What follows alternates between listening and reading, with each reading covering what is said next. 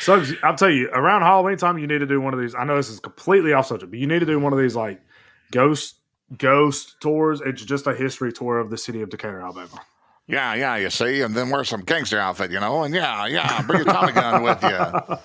Go find some of the hidden liquor, yeah. Sounds right.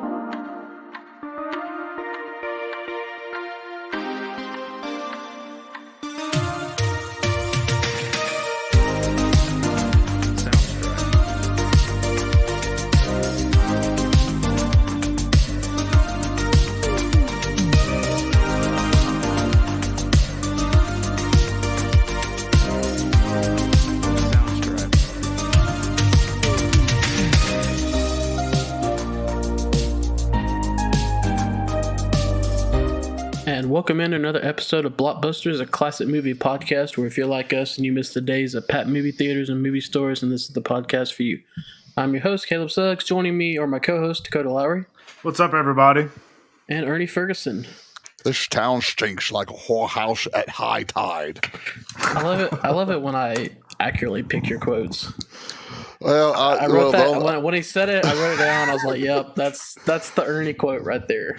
Well, the church scene, he has so many things, and no, that was before. That was after. That was to the post office scene. But yeah, I thought about going with the Chicago Way speech or the blood oath at the church too. Well, I told you my favorite quote before we came on air. Of course, it has a cuss word in it, but when he's chasing after the dude, and he's like, "Enough of this running stuff." He says some such stuff.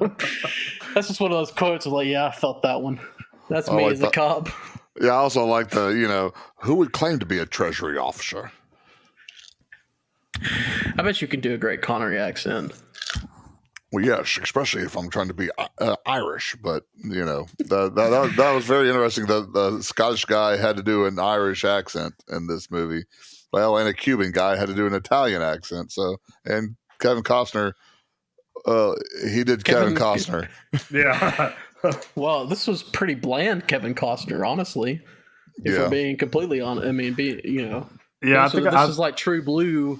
Don't do anything special, just be a regular kind of dude. It's not his cup of tea. I think I told Kamei when we were watching this, we had first started sitting down and watching this, that I much prefer older Kevin Costner as I do to a young Kevin Costner in some of his movies.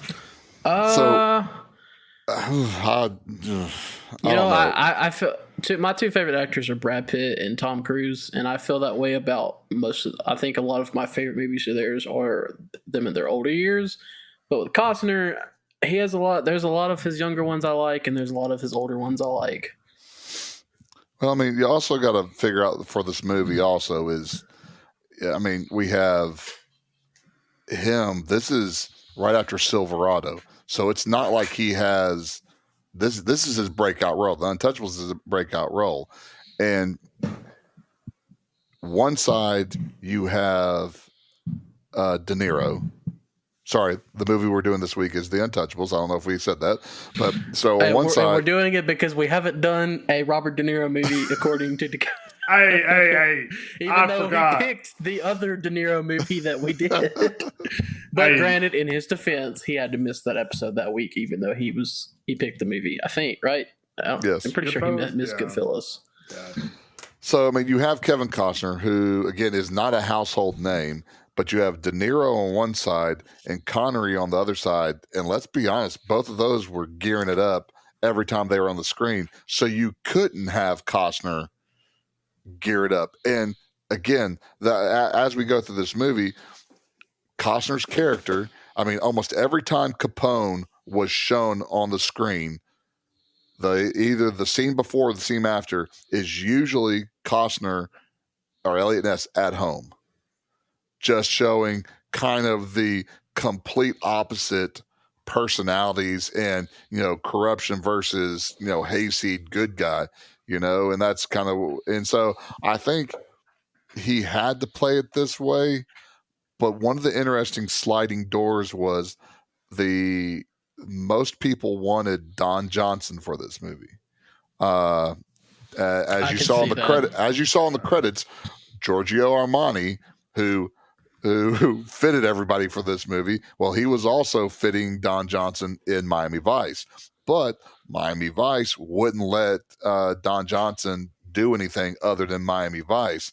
And so you would probably get a more entertaining Elliot Ness with Don Johnson, but you need Elliot Ness to be plain white bread. You need him. Now, again, there is still, I think you get more acting out of Silverado from Kevin Costner than we saw than in the Untouchables. But again, what are they asking him to do in this? You know, that to me is the Elliot Ness character, because you can't have Elliot Ness you can't have Kevin Costner go toe to toe with De Niro and Sean Connery. See, even the dog agrees with me. You know, it's funny that to go on a different tangent, it's funny that, you know, Dakota mentioned this being a De Niro movie is why he picked it. This is the second time I've seen this now, and I'm torn because I want more De Niro. I think that he really, if given more screen time, could have really nailed this Al Capone role. But at the same time, I understand that the movie, even though it's Al Capone that they're trying to get, it's more of the corruption of Chicago is more of the true bad guy of the movie than it is necessarily Capone that they're fighting. But man, I would have liked to see a little bit more De Niro in this movie. See, that's also the focus of the movie. The focus on the movie, most gangster movies, the focus is on the gangster. But this is the focus is on, you know, it is on the Untouchables. It's on the good guys. And plus, as we'll talk a little bit later, they were very low. It was a $20 million budget. $25 million. So they couldn't afford too much of De Niro's time either. I mean, De Niro had 18 days. He did 18 days on this. So, and I think it was like $3-something million for De Niro to do that. So again, you can only pay so much for De Niro. As a matter of fact, this will cause one scene to be shot completely different because they literally had no money to shoot a scene. Well, as I was kind of talking to you, alluding to you earlier, Caleb, the train scene or the train. That's not the trains. It was supposed to be a train scene, but it ended up having it in the train station instead. Golly, can't formulate words. Because me and Ernie actually did a podcast before the podcast because Dakota decided to be an hour late tonight. Look, guys. Now you got him on. Now you just talked about him in story time. Now you were just about to crank his story time up right there just by saying that. He called you like his meemaw with story time. It's one of my favorite things I love about him, though. The greatest thing Dakota brings to the table is you can ask him something and he can launch into a story and you have absolutely no idea where he's going with it, but he always ends up where he's supposed to be, and it's one of the wildest rides you'll ever be. That. And you can be driving down the road and he'll see the most random thing and he'll be like, speaking of which, and come up with some random subject that I'm... Look, I might not be speaking to you, but I'm speaking in my mind, okay? Conversations with Dakota are never dull. Hey, look, I take the Michael Scott approach. Have been some of they're never a dull moment. Yeah, I take the Michael Scott approach to everything where, you know, I might not know where the sentence is going to begin, and I don't know where it's going to be in, but I'm going to get there one way or another. But yes, I'm sorry. This is your movie, Dakota, so I guess we'll give you some time to talk about it. I tell you, one of the big things, and I don't think we talk about this a lot in a lot of older movies, is the sound imbalance, man. Dude, I don't know if y'all noticed this or not, but like I found myself a lot of times that I was having to cut the volume up when they were speaking because it was so quiet. But then as soon as like a shootout would start happening or the music would come on or whatever it was, I would immediately have to turn the volume down because all of a sudden it's blaring through the entire house. You know, and I don't understand. I don't really understand. There might be some logic as to this, but I noticed it a lot in this movie, and I think that's one of the things that doesn't really hold up. It doesn't. I don't really think it takes away from the movie or from like the plot or anything, but it's just one of those things that it's one of those things I remember from when I was younger. With the was it THX? Mm-hmm. But we know whenever it come on, yeah. But it's one of those things I remember from when it was. I guess it was just a nostalgia thing that I remembered in this movie about. That's why I like watching with subtitles. That way, if I can, you have those movies, you don't have to. But staying on that, the score for this movie won a Grammy, which is kind of surprising to me because I have mixed feelings about the score. There are times that I like it, like when they first show the Lexington Hotel. And they go like throughout the whole hotel, and that music that's playing in there, for some reason, I really like that whole. But then there's other times I'm like, this just seems weird. I'll tell you what, though, when the movie comes on, from now on, I know what movies playing once the theme music starts off. I mean, I don't know of how many movies that just start off with music.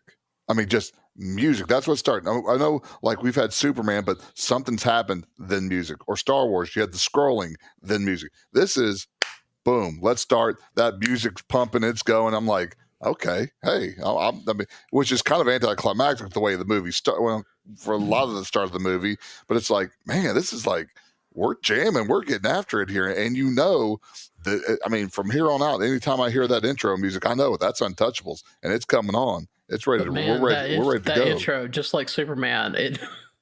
I mean, I enjoyed the intro music, but there came a time I was like, all right, it's time to fast forward through this. This is getting a little long. Some of these old movies need to realize we need to be cutting down on these intro musics. But the one thing about this goes back to, this movie has a lot of like beautiful like camera shots and stuff like that. I think it was them walking into the post office, and it's like a crane shot from above with the four men walking in, and that's one of those things. It's just like, man, that's just good. And the way they shot Connery and Costner in the church talking to each other, so there's some of that. That what's one thing with us doing this and me paying attention, I find myself more paying attention to the technical side of the movie more. Now, that still can't hide some discrepancies in movies, but it also, because I was trying to figure out, why is this movie up for Best Picture? I didn't see what the other ones, but when you look at the shots that they've had, there's a lot of beautiful shots in this movie, and so and plus I'd have to look back and see what else was up for nomination in 90 whatever 87. So no, I think the camera work is, and I'm not usually one of those movie nerds that talks about stuff like that. Oh, the camera work is just phenomenal. But so when I say a movie has good camera work, it has good camera work if I'm mentioning it. So I definitely agree with that assessment by our brilliant Ernie Ferguson. Yes. Which I know that this movie kind of, I know it all played a part and everything, but this movie's kind of all over the place. Just a hair. Where you're in downtown Chicago, and a shootout with these mobsters and the police and everything, and then all of a sudden in the middle of the movie you pump off to a western up at the Canadian border, and then you come back to a courtroom, so like it don't get me wrong, like it plays into the plot, but when you really take a step back and look at kind of the entire movie, it's just kind of bizarre how broad it is. Well, I feel like that's something that can happen when you have a period piece movie based on real people, but it's a completely fictionalized story, just about everything in it. I mean, Elliot Ness was a real person who had a group of people that were called the Untouchables, and obviously Al Capone was a real person, but that's pretty much where everything stops being factual. Yeah, I think it's where it ends. It's kind of like the Pearl Harbor Michael Bay movie. I mean, don't besmirch Pearl Harbor. Everything there was a harbor true. called Pearl Harbor that was bombed. There's your factual. Pearl Harbor movie. Well, it's interesting though, Dakota, that you say like it's had a Western feel to it. Well, one of the things I was kind of doing as I was listening to this is they were talking about the director De Palma wanted to have a Western feel to the movie. So, even from the music itself, the introductory music you could have done easily with a Western motif. And like you said, the Canadian scene, man, if that's not straight out of a Western movie, because you're going to, we're Chicago, it's gritty, it's stuff like that. Now all of a sudden you look like you're in the Grand Canyon area and they're on horseback with a Canadian Mountie, I'm just like, I was like, what is this? But again, it plays into one of his that's what De Palma wanted was a Western in urban scenarios. He got it for sure, and he got a little bit of the Western out in the middle of the field too. But it was kind of funny to me when all of a sudden they're all on horses, and yeah, is it a Kevin Costner movie if he's not on a horse at some point? Exactly. True. Like Tom Cruise on a motorcycle. Exactly. Yeah. But Tom Cruise looks cooler. Well, The Untouchables is a 1987 American crime film directed by Brian De Palma, produced by Art Lenzin, and written by David Mamet. It stars Kevin Costner, Charles Martin Smith, Andy Garcia, Robert De Niro, and Sean Connery. Set in 1930 Chicago, the film follows Elliot Ness as he forms the Untouchables team to bring Al Capone to justice during Prohibition. It is the third film in which De Niro and De Palma collaborated after Greetings and Hi Mom. The Untouchables premiered on June 2nd, 1987 in New York City and went into general release on June 3rd, 1987 in the United States. The film grossed $106.2 million worldwide on a budget of $25 million and received generally positive reviews from critics. It was nominated for 4 Academy Awards. Connery won the Academy Award for Best Supporting Actor, as well as the Golden Globe Award for Best Supporting Actor and Motion Picture. Ernie, what is the Rotten Tomatoes score? 83% Rotten Tomatoes and 89 popcorn. Okay. Which is weird that something that's supposed to be so highly rated, but with critics, that it only has an 83 Rotten Tomatoes score. But no, that's not the critic score, is it? Rotten Tomatoes? Yes. Or is that the critic? Yeah. Okay. I couldn't remember if that was audience. The popcorn is the audience score. Okay. We haven't even talked about the Prohibition part of this, which me and Ernie did talk a little bit about it before. Ernie, you being a history teacher, coming from someone that has never drank, I'm 29 years old, I've never had a drink, I never will have a drink. I do still to this day do not get the whole Prohibition stuff. It just seems like it caused more problems than it helped. So Prohibition was not necessarily aimed, Prohibition was aimed at 2 things. One was the family move. This is the growth of the women's suffrage movement, and one of the big things that they were proponents of was prohibition, because they were saying that husbands were going out drinking, wasting money, and leaving their families behind. So that's one major position of prohibitionists. The second one is, go figure, is very much nativism and racism, that dirty immigrants were also, I guess, kind of anti-Catholicism also, because you have Catholics were usually tied in with immigrants. They don't necessarily have a problem with drinking per se, and so because most of the Protestant religions hide their drinking instead of doing it in public. So this is truly aimed at going after immigrants and things like that. But like you said, I mean, once they passed these laws, it wasn't illegal to drink it. Like we talked about, the Volstead Act was, you can't produce it, you can't sell it, and you can't transport it. But you can drink it all you want. Yeah, which brings a very interesting part to this movie, because basically in it you have these officers that really have no problem with the crime, but we have to bring this guy down because that is the law. Yeah, well, and then half of them were getting paid anyways by the crime syndication too. So, and that's kind of the big issue about this was, Capone was somewhat viewed as a kind of a Robin Hood figure, by everybody because he was kind of sharing the money. Yes, granted, he was getting people mowed down and little girls were getting blown up in front of a bar, So, but again, it is truly one of those divisive issues because I guess it's one of those things where do you try to regulate morality when and is morality illegal, and is the subject you're talking about actually immoral? Yeah. So and nobody's going to agree on that ever. And this is we talked about this when we did Goodfellas. We as Americans love our gangster films, but this is probably my favorite era of gangsters history, because you have Capone and what he did in Chicago. This is also when you have the bank robbers like John Dillinger and Bonnie and Clyde and Babyface Nelson. And, this is in the middle of the Great Depression. So as you mentioned, even though these were not good people, they were a lot of times viewed as that Robin Hood figure. So it's interesting portion of history to look at.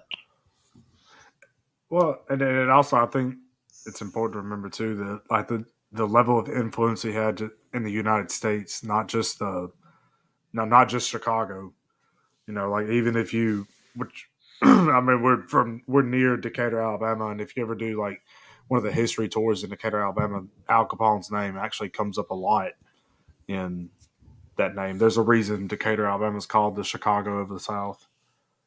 Wait, what? It is. I did not. I've never heard that. Okay, here we go.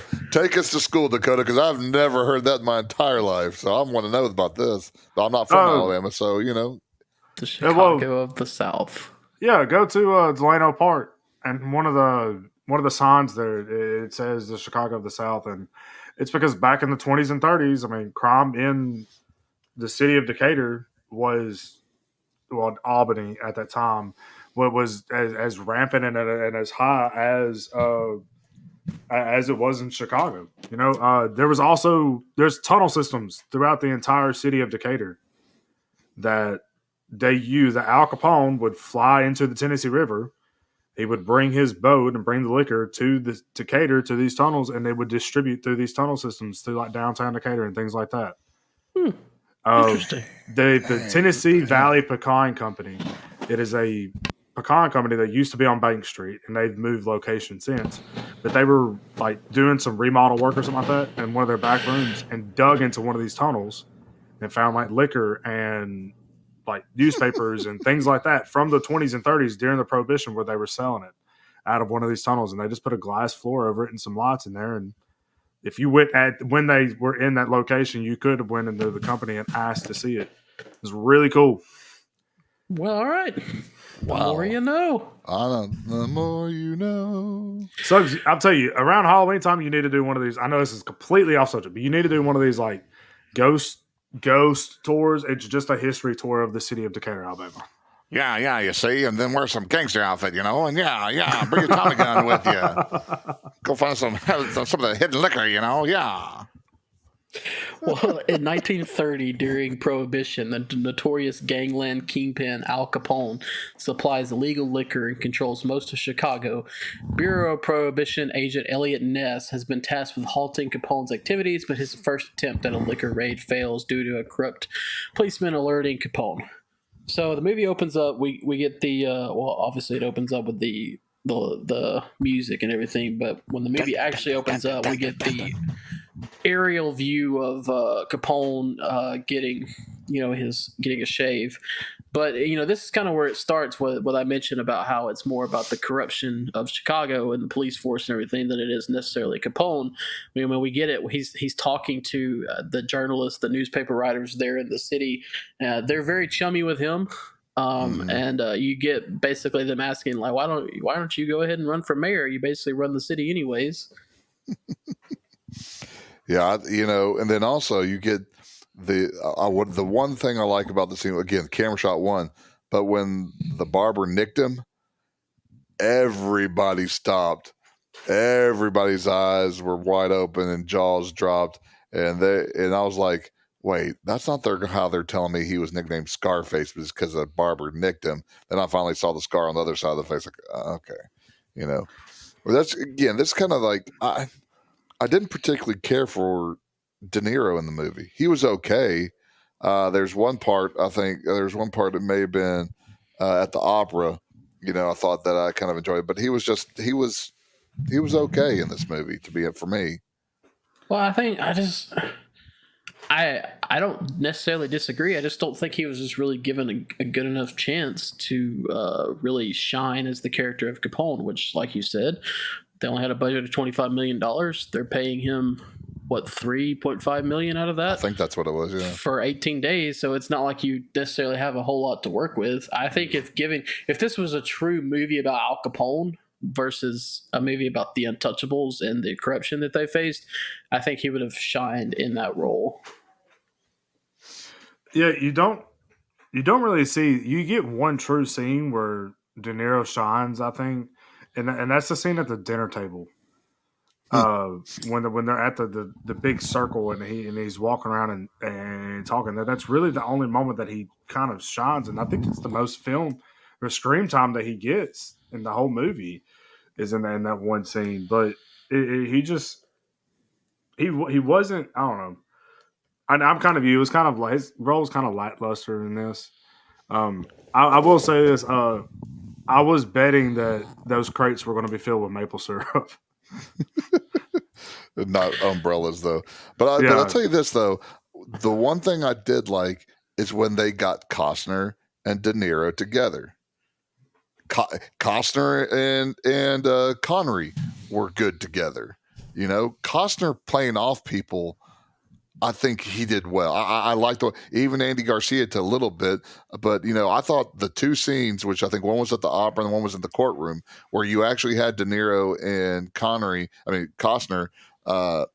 playing off each other. I thought both of them were more electric at that point in time than the rest of the movie.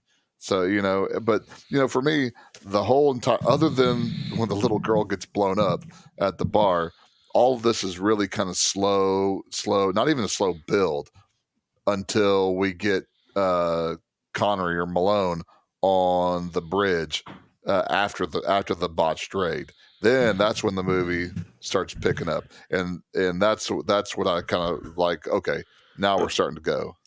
I did, though. I enjoy when you first see Connery in the police station. You have him answering, the questions by the reporters and stuff, and you can just kind of see again how not seriously he's being taken, just by the questions that they're asking. They're like, "Do you drink, Mr. Ness?" and stuff, and stuff like that. So I liked it. Because again, all of them were on Capone's bankroll. Yeah. And also, I think they just kind of view the thing of prohibition as kind of stupid. Yeah. To be honest with you. Well, it's kind of hard to enforce a law that people don't agree with. Even the people, especially if the people that are enforcing it don't agree with it. Is it kind of like a... never mind. Sorry. I was gonna try to relate it to today, but I'm not. Yeah, let's not go down that. I think I have an idea what you're talking about, but let's not. Let's not go into that. So Ness encounters veteran Irish American officer James Malone, who opposes the rampant corruption and offers to help Ness, suggesting that they find a man from the police academy who is not yet under Capone's influence and still believes in the idealistic aspects of law enforcement. They recruit Italian American trainee George Stone, birth name Giuseppe Petri, for his superior marksmanship and integrity. Joined by accountant Oscar Wallace and assigned to Ness from Washington, D.C., they successfully raid a Capone liquor warehouse and start to gain positive publicity, with the press dubbing them the Untouchables. During an organizational dinner team meeting, Capone kills the warehouse manager with a baseball bat to warn his other subordinates. So, as you mentioned, the movie really kicks into gear when you see Connery. And you mentioned Costner playing off him immediately. Just their talk on the bridge is very entertaining from the get go. Yeah, I like it. He said, "Why did you turn your back on me?" He said, "I'm a Treasury officer. I could have been something else." He said, "Well, who else would claim to be a Treasury officer?" I thought that was one of those little digs. And then you also get, that first rule that I thought we were listening to Gibbs on NCIS with rules. He said, the first rule was to go home at the end of your shift alive. But yeah, having Connery show up, and we talked about this earlier in our, I guess, our pre-podcast. This is the Connery that I wanted to see in the Highlander. Again, the Highlander, Sean Connery was, I'm just here for a week or so. Just give me some money and I'm done. This one, to me, this is the Connery I like to see. He was in it, and I liked it. But it's also an interesting dynamic because you have Ness, who is the shot call. I mean, he's technically the guy in charge, but he's really being guided by Connery's character. Even though Connery was before he was joined Ness, he was just I don't know what you would call it, just like a beat cop, as he called it. Yeah. But you have a guy that understands Chicago. He understands the corruption and everything about Chicago, whereas Ness does not understand, obviously, because of his failed raid on the warehouse earlier. So you get that kind of mentor mentee role there. And you also, and we also get early on, but at that failed raid, you get the differences that, as I mentioned earlier, between Capone and Ness, because Ness has got his sack lunch that his wife made with it for him, with those stick carrots that he had, so we get that kind of set up, and we get Ness kind of made fun of because people were getting tipped off. So the whole entire recruiting scenes that we get, you had the accountant who's already there before he turns into Rambo later on in the movie, and then the way we get Stone also, which I think are even skipping the church scene. Yeah, to talk a little bit about the Treasury officer thing, I don't really think they were actual police officers, are they? Like they don't. Yeah, I mean they're law enforcement. Yeah, but they're not. Well, the Secret Service is a Treasury officer, so I mean that's it's under the Department of the Treasury. So I don't know. I don't know at that time what the Treasury officers were considered or what they did. I kind of took it as that his character was more of just a. I mean, I kind of said just like a suit with like an accountant, basically. That all he really had to enforce was just making sure that people weren't selling liquor, and he'd never really been a patrol officer or anything like that, and I don't know that's kind of the way that I took it. I do kind of like though how he goes to his house. I sit down and have the conversation with him, and he tells him no, and then it's like immediately the next scene he's like, "All right, yeah, I'll do it." No, why not? It took a lot of convincing. Yeah, it just. I think you're also glancing over the who was the other recruit. Stone and Wallace. Stone was the Italian guy, and Wallace was the accountant. Because Wallace is the one that came in, and he was sitting at Ness's desk, and he was going all over, and he was trying to get him. He was trying to tell him about tax evasion from the very get-go, But then I'm talking about at the police academy, the two recruits that you have there. The one that was just stuttering all over himself. Yeah. Well, I can't bring up every little thing in the movie, guys. if you have something you want me to talk about. So again, what we have here first, the scene we have to talk about, because I think it's the most important scene, is the church scene. Because you have the sit down, which I don't know, that should be part of the recruiting scene, I think. But I don't know. With Wikipedia, I don't know. But you have them sit down, and that's where you get the discussion. The Chicago way. If you put one in the hospital, we'll put one in the morgue. That type of speech, where it was. This is where we start to get the verbalization of Ness's moral dilemma, because he wants to do everything by the book. He wants to do everything by the law. Connery's character is like, that ain't going to work, And so then that's when, they start talking about, how to recruit. And he gives that quote about afraid of getting a rotten apple, don't go to the barrel, get it off the tree. And so that's kind of what leads us into the police academy, and we get Stone. But again, just that you see the path Ness is going to have to take with that Chicago way speech, but and you see it little bit at a time start to happen from the Canadian raid till the very end of the movie too, where Ness is, he does illegal stuff, that he's not supposed to, because that's the way to get this problem solved. And, Connery's character knew that. Looks like Stone's character knows it too. And so that's just kind of that build that we get for those two. Well, discovering that Capone has not filed an income tax return for 4 years, Wallace suggests trying to build a tax evasion case against him, as Capone's network keeps him well insulated from his other crimes. A crooked alderman offers Ness a bribe to drop his investigation, but Ness refuses. After Capone's enforcer, Frank Nitti, threatens to kill Ness's wife, Ness immediately moves his wife and daughter to a safe house. In a subsequent raid on the Canadian border, Ness and his team intercept an incoming liquor shipment, killing several gangsters and capturing a Capone bookkeeper named George, whom they eventually persuade to testify against his employer.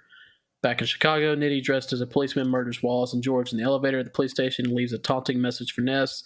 Ness confronts Capone at the Lexington Hotel after the murders, but Malone intervenes, urging Ness to focus on persuading the district attorney not to dismiss the charges against Capone. Well, that covers a lot. So, obviously, the income tax thing is how Capone did go to jail. Mm-hmm. Even though this is a basically fictional story, I mean, that's real, but it does make me laugh though how much they beat it over your head before they finally do the income tax thing. I mean, you have Wallace bringing it up over and over again. He's like, we can really do this income tax evasion thing, and everybody just kind of shakes it off as stupid. Of course, again, that's how in real life how he ends up. Isn't income tax a relatively new thing at this point, though? I mean, it's only been around for... Why are you showing us your notes, years. Ferguson? I'm not.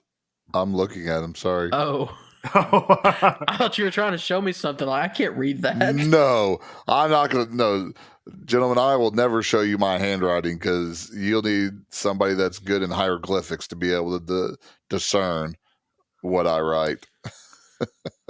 But yeah, that the tax evasion part, is interesting in the whole Canadian scene. So, and we'll have to go back to the action part of it. But when they're in the cabin, Ness has already blown away that one guy. Connery did your favorite quote about not tired of running. So they have the one guy with the ledger in there. You had the Canadian Mountie in there also. So just a whole bunch of different things happen here. One, the part where Ness is talking and they're trying to get information out of the guy, and it goes back to your tax evasion. Wallace is saying, Elliot. I mean, like 90 times trying to get his attention about the ledger. But then the best part of it is, and I don't remember seeing too many movies that do this, is when Connery picks up the dead guy, and starts threatening to shoot him if he doesn't talk, so he can work on the other guy, and then blows the guy's head off even though he was already dead, and it made the other guy speak. I was like, well, now that's brilliant. That's the way to do things. I mean, how illegal is it to kill a guy that's already dead? So that's a good question. Dakota, you're the son of a police officer. Where does that fall? Desecration of a dead body. Just throw them in the river that's between Canada and it's for a good States. cause. To be fair, a police officer is going to mag dump if they ever have to shoot somebody. So technically, if they kill them on the first round, not far from what they do. They did say how long they need to be between bullets or shots. Man, the whole Canadian border thing. I mean, as Dakota mentioned earlier, talk about a complete just transition 180 for this movie. I mean, they're in the airplane, And then we get they're standing on this mountain with horses. Like, I mean, it does look exactly like a Western. Yeah, and then somehow we get a shootout where the only people that die are Capone's men. Yeah, they got Tommy guns, and they take none of the Canadian guys out. Well, I'm thinking, man, you got those cars, run them straight at those horses, get after them. But yet, and again, Wallace goes ham with that shotgun, and he just starts blowing everybody away. I mean, he has got his Sylvester Stallone on, my man. He is just pumping lead and birdshot into all these cats, and just wow. And he's like, oh yeah. And then he rewards himself with a little drink as they're trying to arrest the man again. Consumption of alcohol is not illegal here.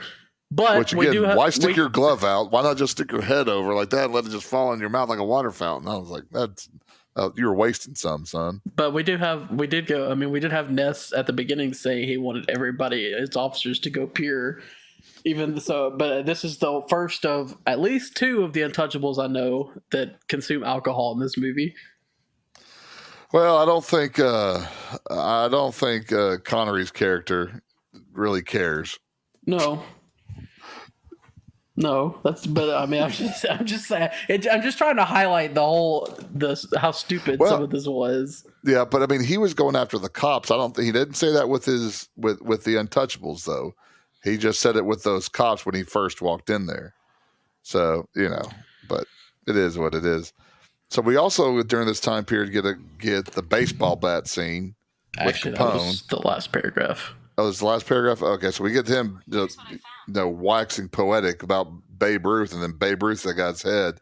And then also, is where we see... By the way, we talk about this movie is not very factual. That's probably about as factual as an event happening, even though people don't really believe it happened. It's like an urban legend that he really did that. So I guess if you want to believe that happened, it did. Would you put it past him? Huh? Would you put it past him? No, I mean, I don't. Not at all. Especially because I'm pretty sure he was a big baseball fan. Of course, I think everybody was around this time because it was really the only sport. I also think though that this is kind of where you see a turning point in Ness's character. Because I think up to this point Ness wanted to do everything by the book. And I mean, they're sitting there in the office at the beginning of the scene, and is it Malone that is kind of Sean Connery's character just looks at him and says, "All right, we're going to go do a raid, and we're going to go to the post office, and here we go." And he's kind of like, "What do you mean we're going to go do the raid?" And that's when he tells him, "Hey, like the police know where it's being hid. Like we know where it's at. It's just nobody wants to cross Capone, And I think that's where you get the post office scene where you have Ness's character deciding that, okay, like I'm going to commit to this. I'm going to commit to, going after Capone and really trying to get this done. Then it moves into him having to hide his family because he realizes that Capone's like set out to kill his family.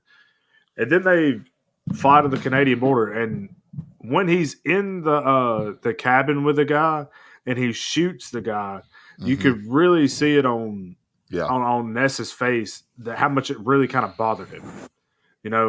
How much he had issues with that and kind of struggled with that, and I think that's why the whole scene. And I know it's a little comedic with Sean Connery picking the dead guy up and shooting the dead guy again as an intimidation factor. But you could kind of see even the surprise on Ness's face as he goes into that and is like, what in the world are you doing right now? Like you've kind of lost your mind. But I think he kind of realized at that point that, hey, like I think this point right here is the beginning of him realizing that we're not going to take Capone down by actual rules. You're going to have to bend the rules a little bit, break the law a little bit to get these things done, You also have, like, right before that, when you like you mentioned, the Frank Needy threatening his family. And so I think that's also a different change of his mentality there, was that too. Also the fact that you're hugging your kid with a gun in your hand too. That wasn't very. I was like, oh, dude, please like holster your weapon while you're hugging your child. I know you were scared to death for, but please holster that sucker. Yeah. But also, hey, Frank Needy in an all white outfit. I mean, that's one of those. Hey, that's a great bad guy move right there. Yeah. Instead of wearing all black, him just wearing all white all the time. That's a good bad guy. And I don't think that actor's ever played anything but a bad guy. He's just got one of them greasy faces that you're like, yep, you're a bad guy, dude. Speaking of those faces, some of the police officers, and this was pointed out to me watching this movie, does it not look like they're all like Nazis? Like you look at them and you're like, every one of y'all would probably play Nazis in another movie if you all played it. So you're saying there's a bunch of blonde hair, blue eyed guys wearing all black uniforms that they may or may not be Nazis? I look, fighting the Germans again in Chicago. The problem is a lot of them. This is before. So, and the problem is a lot of those guys were Irish, and I don't think the Germans would have taken Irish in there. No, I don't think they would have either. But they definitely looked like Nazis. Just go back and look at a picture of them. You're like, yeah, you played Nazis in another movie. That's gotta be the best compliment an actor would love to hear. You definitely look like you would play a Nazi. Oh, realizing that police chief Mike Dorsett betrayed Wallace and George, Malone forces Dorsett to reveal where Capone's accountant Walter Payne is hiding. That evening, one of Capone's men breaks into Malone's apartment. Malone chases him with a shotgun, but Nitti ambushes him with a Thompson submachine gun. So, this is where I start to have issue with the movie, and I may be completely alone in this thinking, but I enjoyed the first half of the movie up until the whole Canadian raid, even as ridiculous as it might have been. I still thought it was pretty entertaining. The second half of the movie I thought was very boring. I thought it the first time I watched it, and I thought it again this time.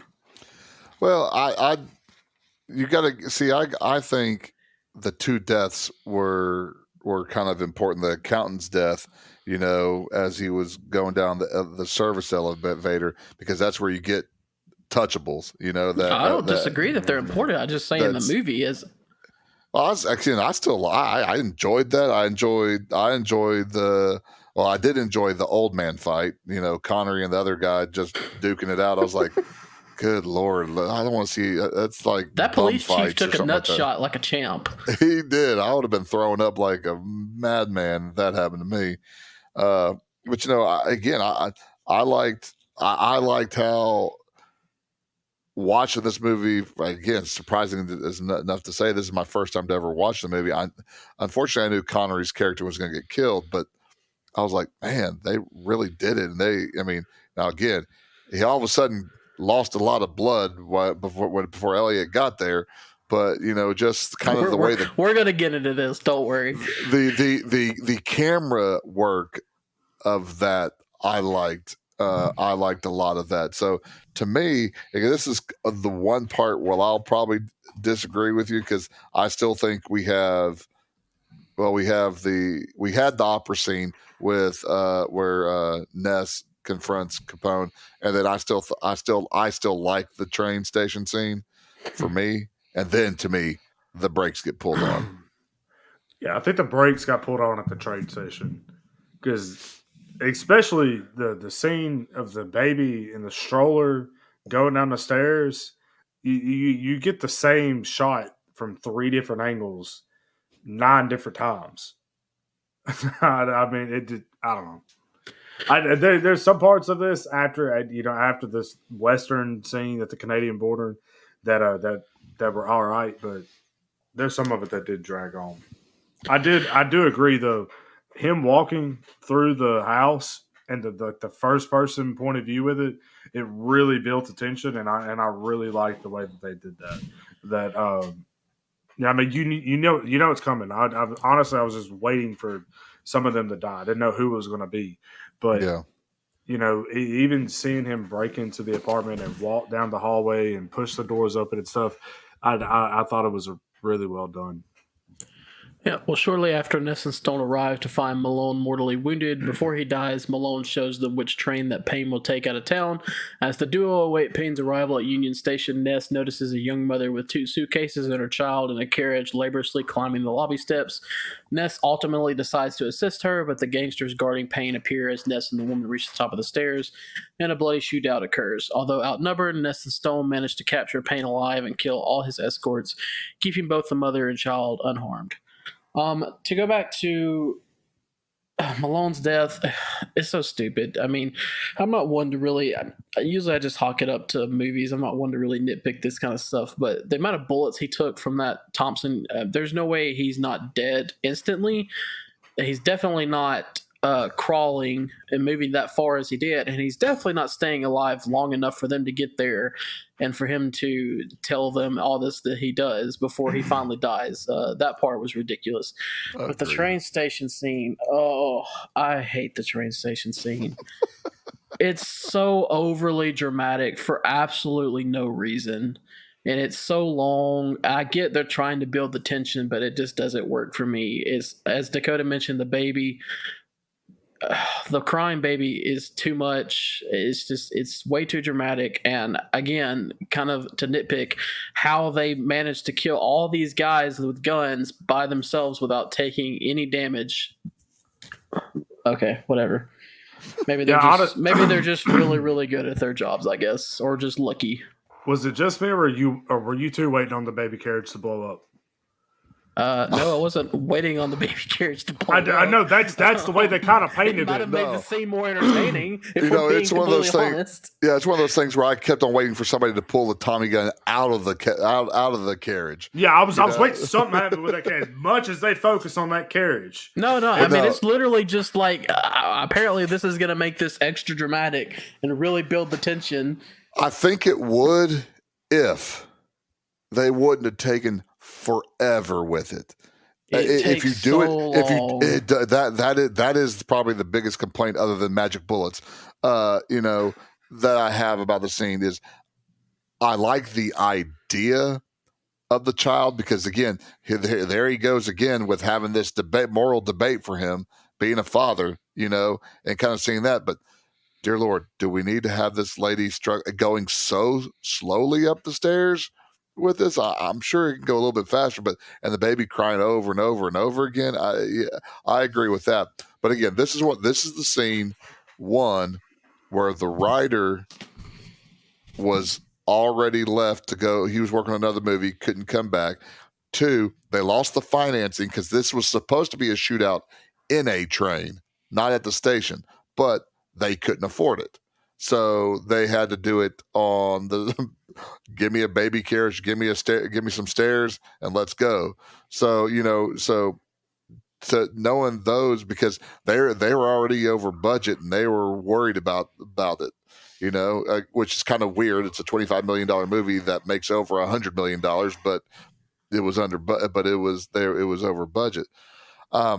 But I did like the way it built tension when you had the different people coming in, but cut it down. I agree with that. Cut it down. And then, like you said, the magic bullets that they had was kind of cheesy, but I did like the tension of it. The execution of it was probably a lot to be desired. I will give you that, but I did kind of like the scene. And then the baby's going to cry the entire time, but falling down a flight of stairs. It's cool. It's just going to be overhead at the bottom. Well, look, man, my son loves to ride, so he'd probably enjoy it too. So you know what? Honestly, I buy it. The few things about going with the unrealistic thing too. Payne should be dead. Okay, if somebody gets shot in the head like that, they're not just going to go limp immediately. Their body's going to tense up. And so if that dude's got his finger on the trigger and he's got it to Payne's head, as soon as he dies, his body is tensing up and he's dead. Okay? It's one of those things. One of those nitpicky things. Yeah, well, I mean, that one though, I mean, how many times do you get that in a movie where someone has a hostage and some sharpshooter takes him out. I mean, we get that so many times in movies. It's really and it bothers me every time it happens, Caleb. Okay, but wait, it doesn't bother you that Stone had his foot holding up the carriage, laying on his side? Oh no, it bothers me too. That bothers me too. He had the shot. Hey, well, we already figured out that he was an expert marksman. That's what we learned at the police academy. It also bothers me how accurate these guys are with Tommy guns. I don't know if you know this. Which is not Capone's guys. Capone's guys are like stormtroopers. Until it comes to Malone, they can't hit a dang thing in this movie. They look, that is probably the one thing that Stone once in the shoulder. Yeah, but he magically. I mean, the next scene you see him in, he ain't got nothing. Oh yeah, I mean, he's just walking, wearing a shirt like normal. Those dudes couldn't hit land if they jumped out of a plane.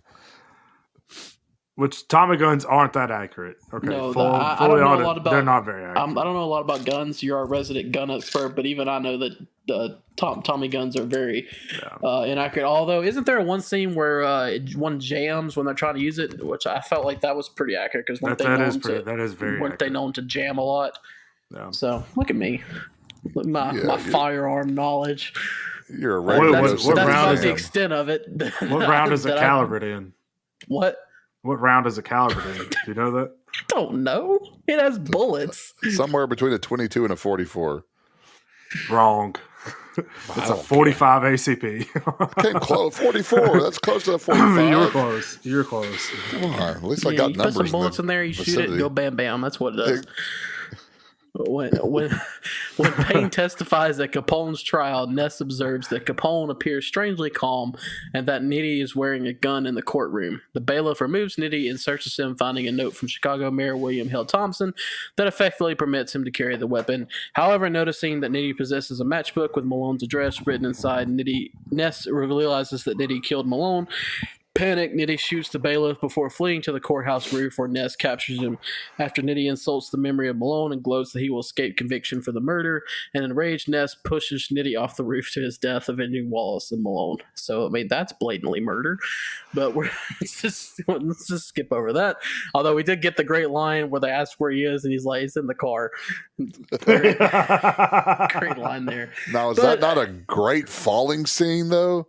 I mean, much better than we got with the Joker and Batman. I don't know. It's about the same.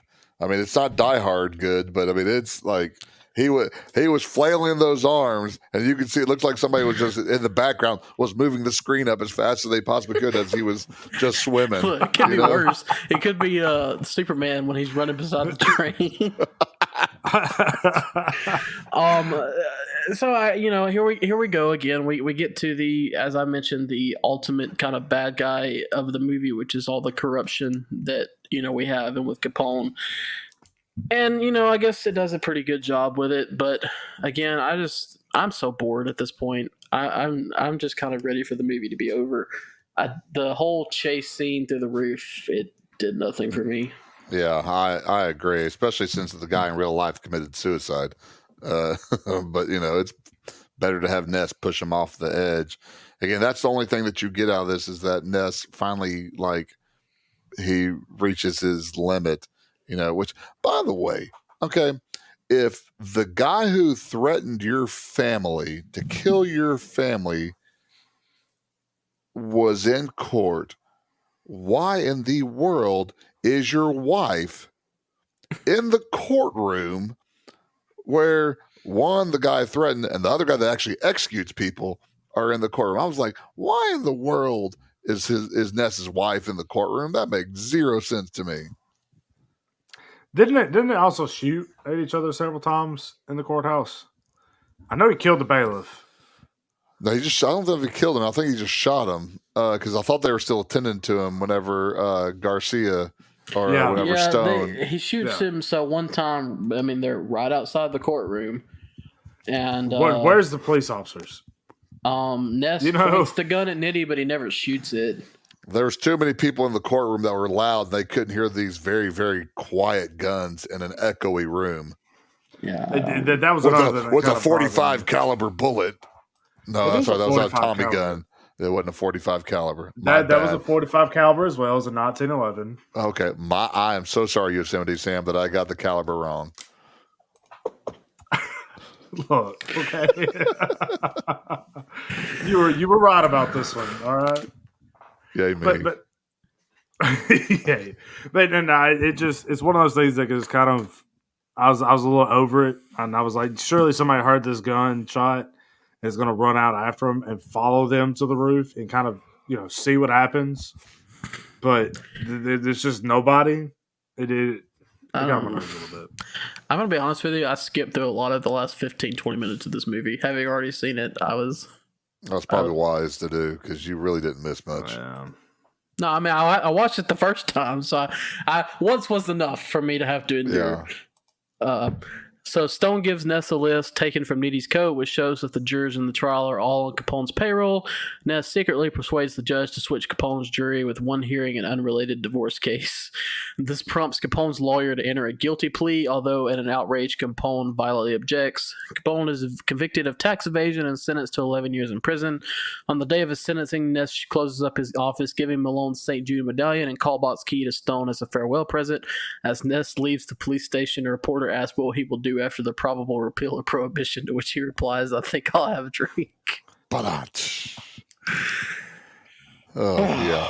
You guys want to talk about this? I don't really want to talk about it, so if you have anything you would like to say. Even though I don't, can you really, in real life, can you really just switch entire juries? No, because both the defendant and the prosecutor lawyers have to agree on every juror who is on that case. I mean, it's 1930, so I don't know. I don't know how it was back then. Well, but, yeah. I mean, I guess I'm gonna go no, but I mean, a judge. It's his courtroom, so I guess he can technically do whatever he wants. Yeah, but he's also talking about somebody else's courtroom, though, too. Yeah, so I lean heavily no, but are you telling me they're taking some liberties with the truth in this movie?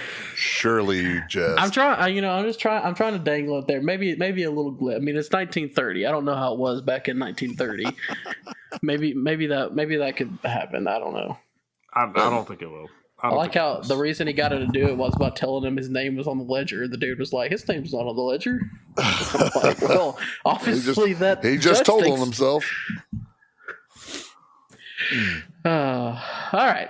So we are finished with this. Ready to move on to the rankings, unless you guys have anything you'd like to add? No, I think I'm good. All right.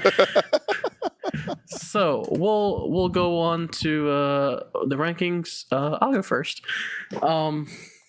This was the second time that I've seen this in a couple months. Actually, I watched it a few months ago. I think I told you this podcast kind of has ruined casual watching of movies pre-2000 because.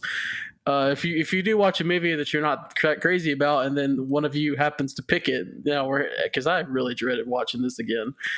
But it's not terrible. I think the characters are good in it. I like Kevin Costner. I like Sean Connery the most. Andy Garcia is good too, and Robert De Niro, I think at times is pretty good as Capone. I thought if he was given more time, he could have been a lot better. As I said, the first half of the movie I find pretty enjoyable. It's just the second half that I think is a complete mess. And not necessarily the Connery's death scene at his apartment. As Dakota said, that was pretty good. It's mostly the train station scene and then everything that happens afterwards that is just completely boring and not entertaining at all to watch. That being said, the first half is still pretty good, and I like the characters, so... I give it a 7.25. 7.25. Dakota, Ernie. Okay, yeah. Rock, paper, scissors. It's Dakota, so I'll let him go last. For me, again, I think the middle of the movie is solid. I mean, it's very entertaining, very good. This is what I want out of Sean Connery. I like this Sean Connery. I like him a little over the top, but he's solid. He's kind of quirky to it.